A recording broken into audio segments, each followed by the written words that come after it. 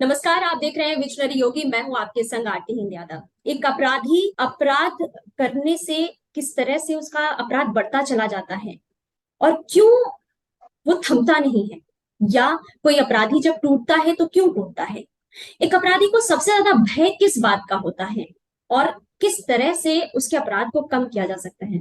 अगर किसी अपराधी के अपराध की कमी की बात करें, सबसे ज्यादा उसके भीतर भय होता है उसके मान मर्दन का। इसको इस तरह से समझ सकते हैं कि कोई गली का गुंडा है, उसने किसी को एक तमाचा मारा, अगर पलट करके उसे एक तमाचा वापस से पड़ जाए तो वो दूसरी बार किसी और पर वार करने से बचेगा, परहेज करेगा, सोचेगा। लेकिन अगर वो किसी को एक थप्पड़ मारता है, चार लोग उसकी वाहवाही करते हैं, कुछ लोग उससे डर जाते हैं और कुछ जो स्थानीय सो कॉल्ड नेता होते हैं उसका सपोर्ट करने लगते हैं अपने स्वार्थ के चलते, तो वही गली का गुंडा माफिया बन जाता है, जो अतीक अहमद के केस में हुआ। जग जाहिर है कि इसी प्रकरण के साथ एक गली का गुंडा वो माफिया बन गया, माफिया के बाद पॉलिटिकल पावर्स भी हासिल कर लिया, और किस तरह से उसका भय पिछले 40 सालों से व्याप्त था। ऐसा भय कि कोई जज उसके खिलाफ हेयरिंग करने से बचता था, उसके खिलाफ आवाज उठाने से लोग बचते थे, उसके खिलाफ दर्ज हुई एफआईआर पर कोई कार्रवाई नहीं होती थी, बड़ी मुश्किल से तो एफआईआर दर्ज होती थी। लेकिन जिस तरह से आज के उत्तर प्रदेश में माफिया राज खत्म हो रहा है, लगभग लगभग खत्म हो चुका है, तो किस तरह से नए उत्तर प्रदेश के नए भविष्य की ओर, एक भारत के ग्रोथ इंजन की ओर उत्तर प्रदेश बढ़ रहा है, माफिया राज खत्म होने की किस तरह से उसमें उसका योगदान है, इन सब पर आज हम बातचीत करेंगे। और जो कि ये सिक्योरिटी का रीजन है, प्रदेश की सुरक्षा का ये मुद्दा है, तो जाहिर है कि ऐसे मुद्दे पर अगर हम प्रकाश डालने की बात करेंगे तो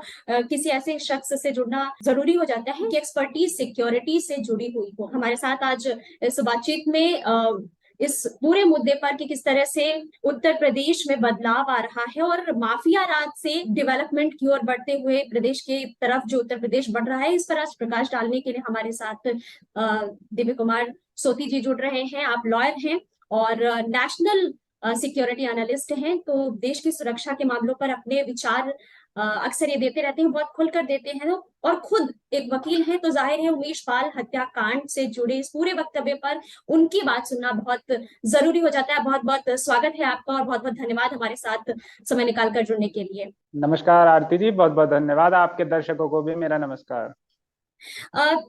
दिव्य कुमार जी, सबसे पहले तो इसी बात को हम समझना चाहेंगे कि आखिर क्या वजह किस तरह से रहती थी कि कोई अतीक अहमद के खिलाफ आवाज उठाने से हर कोई परहेज करता था, और आज का जो समय है, जिस तरह से अतीक के बेटे उमेश पाल हत्याकांड के मुख्य आरोपी असद का एनकाउंटर होता है और तमाम प्रतिक्रियाएं लोगों की तरफ से जाहिर होती हैं, प्रदेश भर से लोगों के अंदर खुशी का माहौल है, कुछ चुनिंदा लोगों को छोड़ दिया जाए तो, जो उनका पालन पोषण करते थे, जो सो कॉल्ड प्रेमी है उनके।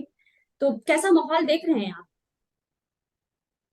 देखिए, जो आपका पहला प्रश्न है, पहले उसका ही मैं उत्तर देने का प्रयास करता हूँ कि जी। क्यों ऐसा माहौल था, ऐसा खौफ क्या था। देखिए, एक जाना माना पब्लिकेशन है, उस पर कुछ दिन पहले एक इन्वेस्टिगेटिव रिपोर्ट आई थी अतीक अहमद को लेकर।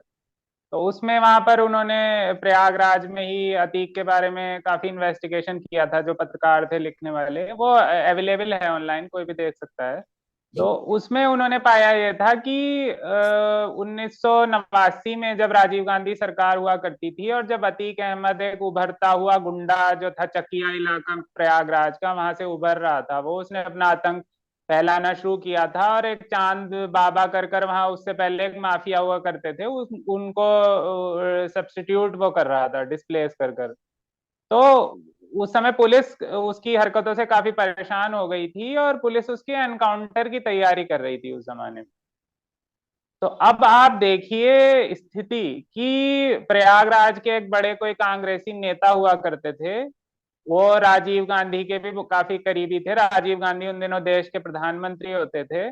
तो जी। उन्होंने सीधे प्रधानमंत्री कार्यालय से संपर्क किया। किसके लिए? वो अभी अतीक अहमद इतना बड़ा माफिया डॉन नहीं था, अभी वो गली का उभरता हुआ गुंडा ही था। प्रयागराज के कुछ एक छोटे बस्तियों तक उसके गुंडागर्दी सीमित थी। तो इस लेवल के व्यक्ति के लिए सीधे प्रधानमंत्री कार्यालय को अप्रोच किया गया। प्रधानमंत्री कार्यालय से, उत्तर प्रदेश में कांग्रेस की सरकार हुआ करती थी वीर बहादुर सिंह की, वहां लखनऊ में फोन आया, लखनऊ से प्रयागराज फोन आया और पुलिस को रोक दिया गया कोई भी कार्रवाई करने। तो जिस गली के गुंडे के लिए प्रधानमंत्री कार्यालय से फोन आएगा, तो उसका क्या खौफ सारे शासन प्रशासन में नहीं फैल जाएगा? बिल्कुल जिसके बिल्कुल। पीछे प्रधानमंत्री खड़ा हो देश का, उसके ऊपर हाथ डालने की कौन पुलिस वाला हिम्मत करेगा? सही बात तो ये परिस्थिति रही है। इस कारण से ये खौफ फैला, और फैलते फैलते वो इतना फैला कि हाई कोर्ट के, शायद ही भारत में ऐसा कोई केस नहीं सुना होगा। जुडिशियल प्रैक्टिस में, कोर्ट में एक नियम है कि किसी जज के ऊपर कोई आरोप लगे, या वो चाहे कि मैं इस केस को नहीं सुनना चाहता, तो वो अपने को पीछे हटा सकता है, रिक्यूज कर सकता है। पर अतीक अहमद के विरुद्ध जो मामले थे, उससे एक एक कर इलाहाबाद हाई कोर्ट के 10 जजों ने खुद को रिक्यूज किया खौफ के चलते। जी। बड़ी बात तो है जो मतलब। प्रधानमंत्री कार्यालय से कभी उसके लिए फोन आया, उसका आगे चलकर ये प्रभाव पड़ा। और बिल्कुल। उसके बाद वो फिर सपा से जो है सांसद बना, विधायक बना, वो मुख्यमंत्री जी ने भी विधानसभा के पटल पर कही थी सारी बातें, तो वो सबको हम्म मालूम है। हम्म और सेकुलर राजनीति का एक और करिश्मा आप देखिए कि जिस जिस फूलपुर सीट से हम्म। भारत के प्रथम प्रधानमंत्री पंडित जवाहरलाल नेहरू सांसद हुआ करते थे, जी। उस फूलपुर सीट से अतीक अहमद जैसा गुंडा सांसद बना सपा के टिकट पर। और ये इस चीज को मतलब ऐसे भी समझा जा सकता है कि देखिए कि मतलब सत्ता का जो सपोर्ट होता है, पॉलिटिकल सपोर्ट होता है किसी गुंडे का, वो किस हद तक जा सकता है कि राजू पाल हत्याकांड 2005 में होता है, 2006 में इसके जो है मुख्य गवाह रहे उमेश पाल, जिनका भी जो है इनकी हत्या कर दी गई थी कि 2006 में अपनी गवाही बदलने के लिए उनका अपहरण किया गया।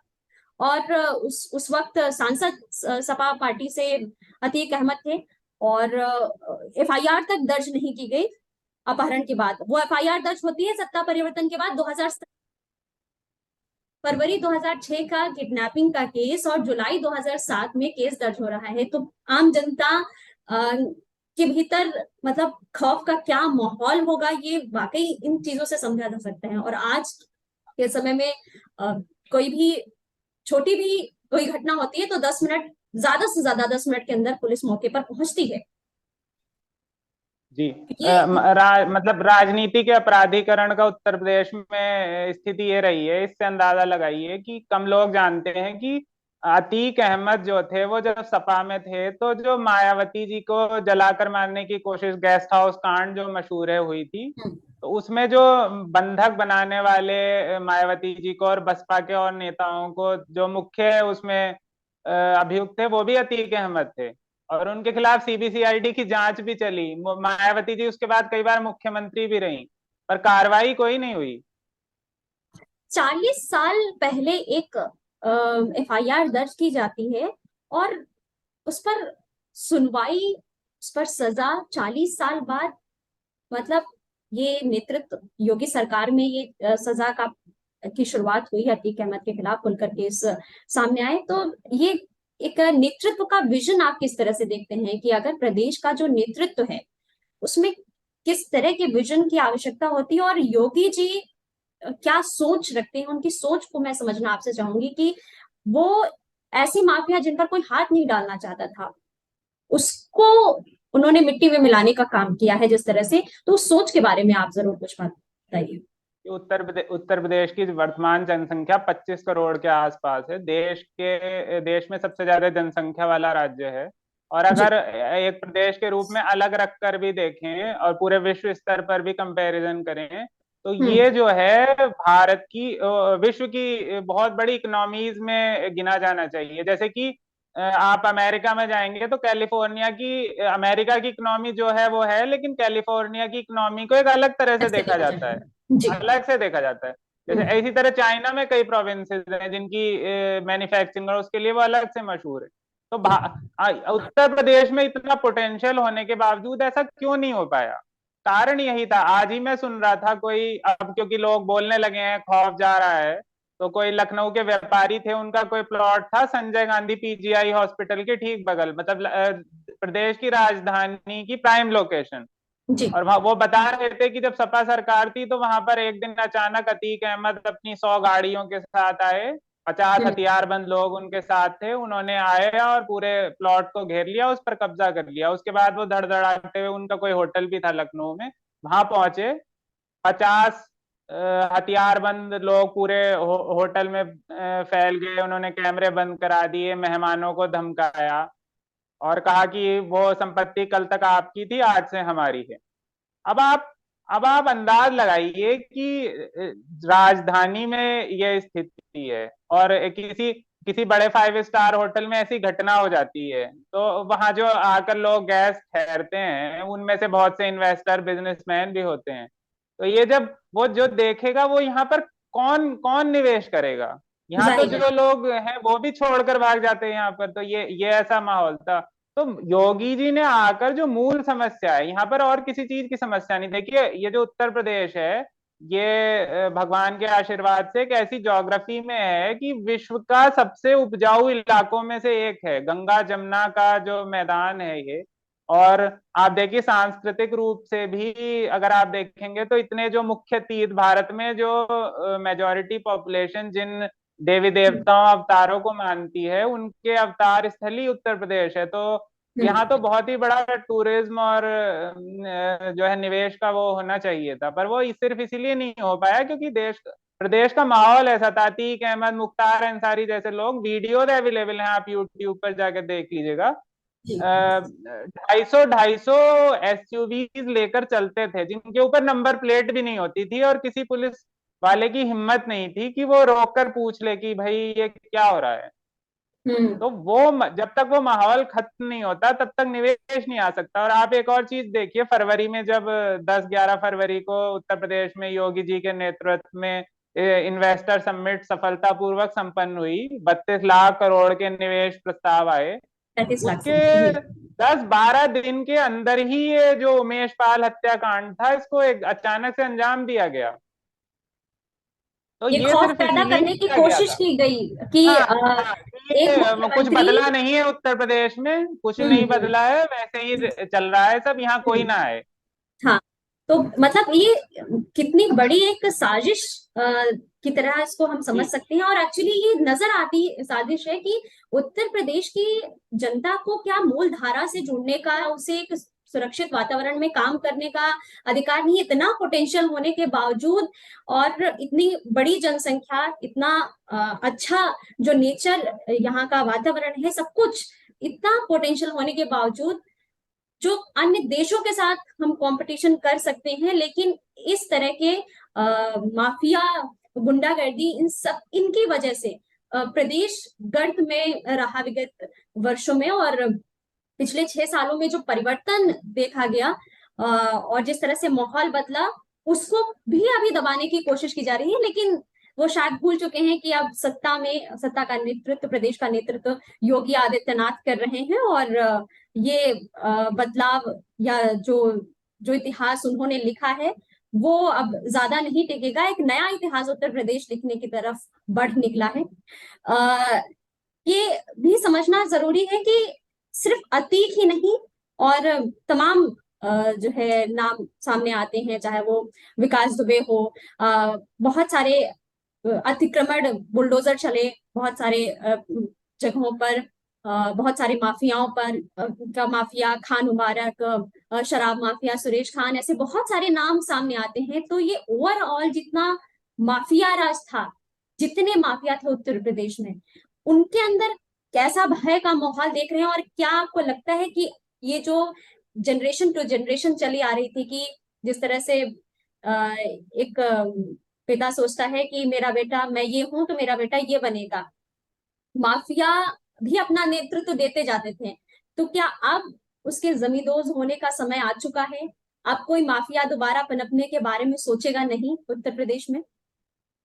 जी, ये जो उमेश पाल का हत्या की गई थी, और ये उन्होंने अच्छी तरह से रेकी की थी वहां पर, कि वहां पर हम्म। पूरे रेकी थी, उनके लोग मौजूद थे, उनको अच्छी तरह पता था कि जहां हम हत्या कर रहे हैं जिस स्पॉट पर, वहां सीसीटीवी में हमारे चेहरे दिखाई देंगे, ये जानते हुए भी किसी ने मुंह पर नकाब नहीं बांधा था। तो वो जो आप बात कह रही हैं कि अतीक अहमद क्योंकि समझ चुका था कि मैं तो अब जेल से बाहर जल्दी नहीं निकल पाऊंगा, तो नया नया माफिया चेहरा पैदा करने की कोशिश थी। जी। वो जो थी, उसको बहुत बड़ा झटका लगा है। और बाकी सारी माफिया गैंग जिनका आपने नाम लिया, देखिए उत्तर जी। प्रदेश की स्थिति ऐसी रही है, लोगों को थोड़े तथ्य और मैं सामने रखना चाहूंगा। मेरठ में एक बहुत बड़ा इलाका था जहां पर पूरे देश से चोरी होने वाले वाहन काटे जाते थे। जी। और उसमें भी आप विश्वास नहीं मानेंगी कि वो जो माफिया था वहां पर, ट्रक कार सब काटने वाला, उसने केंद्रीय रक्षा मंत्रालय की प्रॉपर्टी पर कब्जा कर रखा था। और हम्म। केंद्रीय रक्षा मंत्रालय के प्रेमाइस की प्रॉपर्टी के परिसर के अंदर वो चोरी के पूरे देश से जाने वाले ट्रक और बस और गाड़ियां कुछ मिनटों में, 30 मिनट के अंदर काट देते थे, मशीन लगा रखी थी। और और आप देखिए मेरठ में बहुत बड़ी सैन्य छावनी भी है, सेना का वहां पे अच्छा बड़ा ठिकाना है, लेकिन ना सेना ना पुलिस, देश का रक्षा मंत्रालय, कानून व्यवस्था की हालत देखिए कि किसी की हिम्मत नहीं थी उस परिसर को छुड़ाने के लिए। आज वो कबाड़ी बाजार जो और वहां पर सोतीगंज कर कर जो इलाके हैं, वहां पर ये सब बंद हो चुका है। वहां पर लोग अब जो सही जो मेन स्ट्रीम बिजनेस है वो अपनी दुकानों में खोल रहे हैं। ये योगी जी के आने से बदलाव हुआ है। और सबको मालूम था, मेन रोड वहां से गुजरती थी, सबको पता था कि ये सामने सब चल रहा है अवैध कार्य, पर किसी की हिम्मत नहीं थी। पुलिस, उन लोगों ने बैरिकेड लगा के रखे थे, पुलिस उन इलाकों में एंटर नहीं कर पाती थी। सही बात है।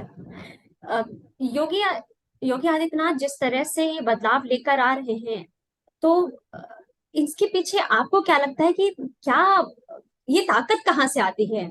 जो जो दम कहीं कोई नहीं दिखा सका, वो योगी आदित्यनाथ दिखा रहे हैं 6 सालों से लगातार नॉन स्टॉप, और वो रुकने वाले नहीं है। कहाँ से ये ताकत इतनी आती है उनके अंदर, आपको क्या लगता है? देखिए मेरी अगर व्यक्तिगत राय लें आप, तो इसकी ताकत अध्यात्म से आती है।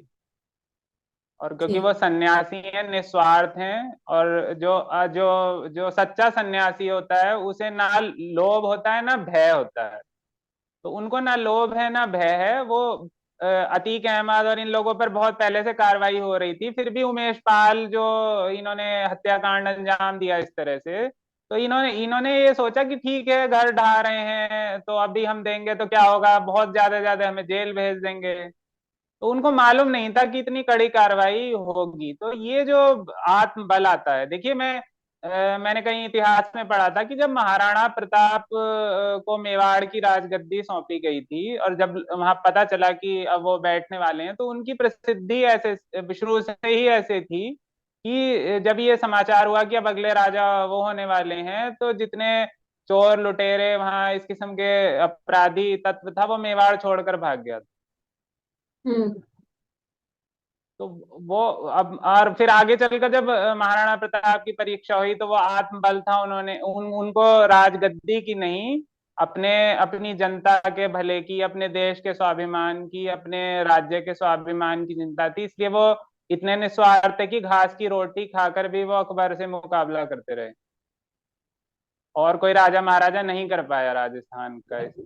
तो मुझे लगता है कि वो जो उनकी आध्यात्मिक प्रवृत्ति है योगी जी की, उससे वो निर्भयता और आत्मबल आता है।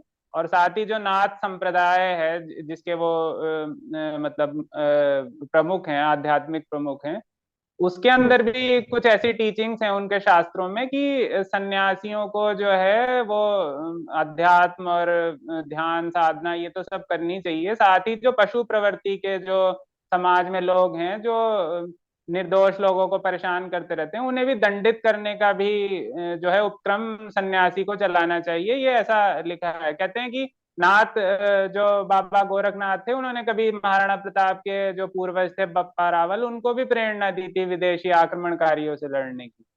जी। तो वो बहुत ही एक समृद्ध जो आध्यात्मिक और राष्ट्रवादी परंपरा है उससे आते हैं, तो उससे ही ये बल मिलता है। बिल्कुल। तो भय मुक्त सोच के साथ ही उनका मार्गदर्शन हुआ है, उसी को देखते हुए वो बड़े हुए हैं। और जिस तरह से गोरखपुर में पहले उन्होंने जिस तरह से नेतृत्व गोरखपुर का किया एक सांसद के तौर पर, अब मुख्यमंत्री के तौर पर उत्तर प्रदेश का नेतृत्व कर रहे हैं, और तमाम राज्य जो है उन्हें अपने यहाँ मुख्यमंत्री के रूप में देखना चाहते हैं, मतलब डिमांड बन गए हैं, ब्रांड बन गए हैं वो। देश तो छोड़िए, विदेशों से भी उनके मतलब उनके चर्चे कह लें, और उनके जो काम है उनको एग्जाम्पल के तौर पर लिया जाता है, और वैसी ही कोशिश करने की जा रही है। तो एग्जाम्पल तो उन्होंने सेट कर ही दिया है, और एक तरफ तो डेवलपमेंट के लिए एग्जाम्पल उन्होंने सेट कर दिया है, दूसरी तरफ माफियाओं के लिए भी एग्जाम्पल सेट कर दिया है कि अब यहाँ गुंडागर्दी चलने वाली नहीं है। और ये कोशिशें चाहे तमाम की जाए। एक यहाँ जाते जाते आपसे जरूर, जी, जरूर पूछना चाहेंगे कि एक चीज किस मैं तरह से जी जो ये कुछ लोग जिस तरह से ये बातें कहते हैं कि आ, आप देख ही रहे होंगे सोशल मीडिया पर जिस तरह से मैसेज तमाम अतीक के बेटे असद का एनकाउंटर होने के बाद ही तमाम पॉलिटिकल पार्टी, चाहे वो असदुद्दीन ओवैसी की बात हो, सपा हो, तमाम पॉलिटिकल, कांग्रेस के कुछ लीडर्स की तरफ से बचाव के लिए जो है अभी भी कि ये मतलब संविधान की हत्या, इतने बड़े बड़े शब्द कह देना, तो उन क्या सोच के साथ वो, आपको क्या लगता है, मतलब क्या सोचते हैं, जनता को क्या समझते हैं, क्यों ऐसे बयान देते हैं ये लोग? साफ तौर से सांप्रदायिक सोच है वो, लेकिन उसके पीछे वो निराधार है। देखिए, अभी सोशल मीडिया पर ये भी आ रहा है। अभी जब कल ये एनकाउंटर हुआ अतीक अहमद के बेटे का, उससे पहले एक दिन पहले ही 2.5 लाख का इनामी गैंगस्टर था आदित्य राणा, उसका उत्तर प्रदेश के बिजनौर में एनकाउंटर हुआ। उसके ऊपर भी 8 हत्याओं का मुकदमा था और 30-40 मुकदमे और थे। 2 बार वो पुलिस हिरासत से भाग चुका था।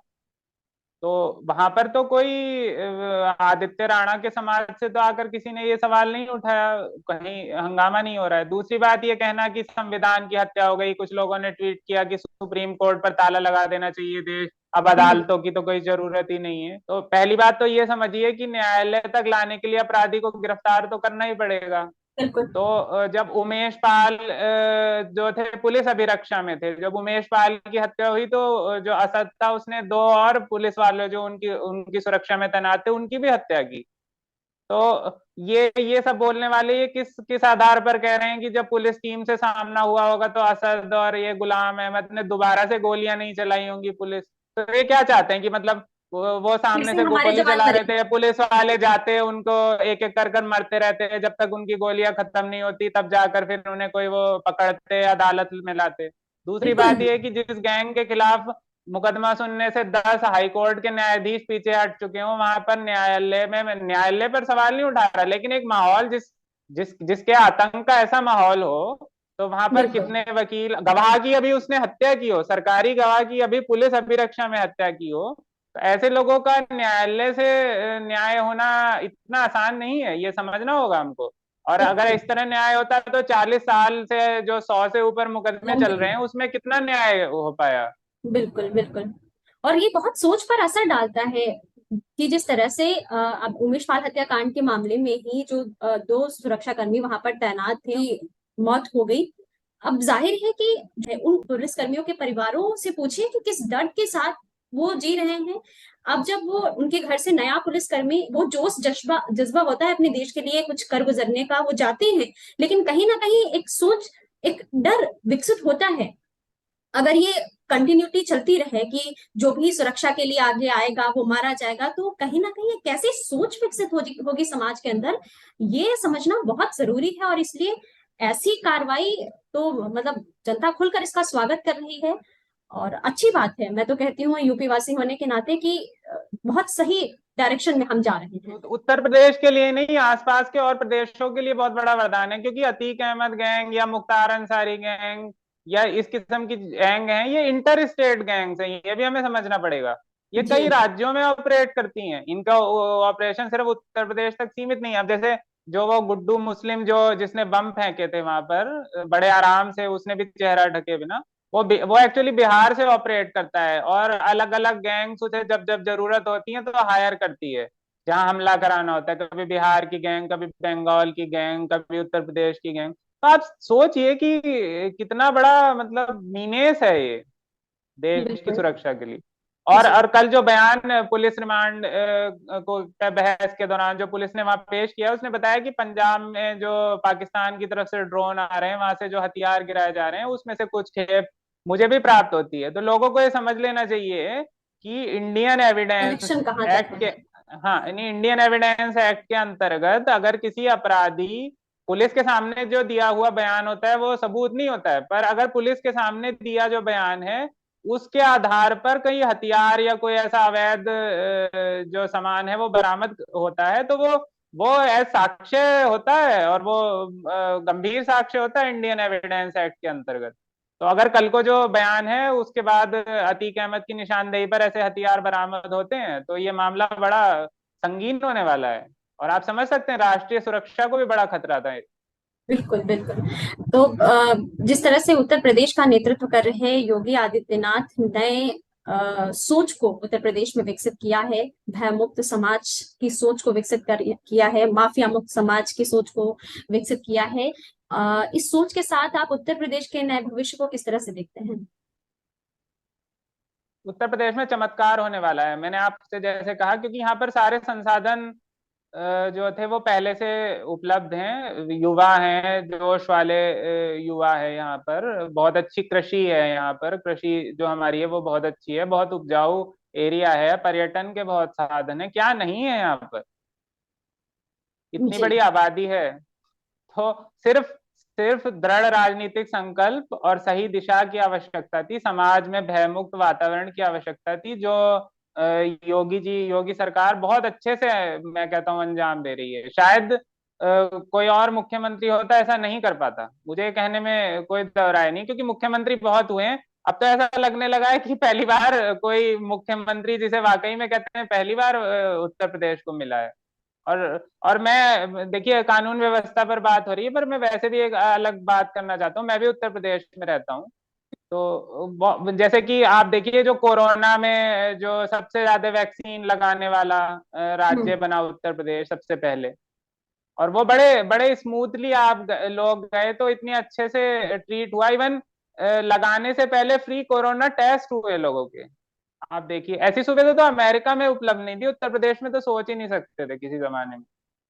मैं भी कुछ कृषि, मेरे पास फार्म है, अभी पीछे ट्यूबवेल मेरा वहां पर बिजली खराब हो गई थी, तो मैंने हम्म। जैसे कंप्लेंट लिखाई वहां ऑनलाइन टोल फ्री नंबर पर, तो आप विश्वास नहीं मानेंगे कि दिन में मेरे पास 6 बार फोन आया कि लखनऊ से कि आपकी बिजली जो है आपूर्ति फिर से बहाल हो गई है नहीं। और जो लोग सही करने आए वो वीडियो बना कर लेके गए कि हमको एज एविडेंस देना है कि हमने सही कर दिया है। तो ये तो मतलब वर्ल्ड क्लास सुविधाएं हैं, ये जो छोटी छोटी चीजें फैसिलिटेट हो जाती हैं, तो उससे जो कोई भी व्यवसाय करना वो बहुत सुगम हो ऐसा जाता होता है, है। बिल्कुल। बहुत आसान हो जाता है। वरना यही काम कराने के लिए पहले किसान जो थे, अपने ट्यूबवेल पे बिजली खराब हो जाए तो समझिए 15-15, 16-16 दिन वो चक्कर काटते रहते थे, रिश्वत देनी पड़ती थी बिजली विभाग के बहुत से कई बार कर्मचारियों को, लाइनमैन। तो ये सब चीजें इतनी सुगमता से होने लगी हैं तो और महाराष्ट्र जैसे राज्य में जो इतना विकसित माना जाता है, वो कोरोना के समय उत्तर प्रदेश का उदाहरण दिया जा रहा था कि देखिए योगी सरकार कितना अच्छा कर रही है, वहां पर वैक्सीन कितनी अच्छी तरह एडमिनिस्टर की जा रही हैं। तो ये सब दिखाता है, देखिए यही यही तो प्रशासन तो पहले भी यही था, तो इतना हम्म। इतना इतना एफिशिएंटली काम नहीं कर पा रहा था, वही प्रशासनिक व्यवस्था आज इतना एफिशिएंटली काम करने लगी कि पूरे देश में उसका उदाहरण दिया जाने लगा। तो ये योगी जी की विजन तो है ही। बिल्कुल। बहुत अच्छा लगा आपसे बात करके। और दोस्तों, अब आप अपनी प्रतिक्रिया भी, आपकी प्रतिक्रिया का हमें जरूर इंतजार रहेगा कि आप इस एनकाउंटर से लेकर के इस पूरे माफिया राज के ध्वस्तीकरण से विकास के पथ पर बढ़ते उत्तर प्रदेश को लेकर के आप क्या सोचते हैं? अपनी प्रतिक्रिया कमेंट के जरिए जरूर दीजिएगा। हमारा सहयोग करने के लिए चैनल सब्सक्राइब जरूर कर लीजिए। दिव्य कुमार जी, बहुत बहुत धन्यवाद हमारे साथ जुड़ने के लिए। थैंक यू बहुत सो बहुत मच। धन्यवाद। और सभी दर्शकों को बहुत बहुत धन्यवाद। फिर मिलते हैं किसी नए विषय के साथ। नमस्कार।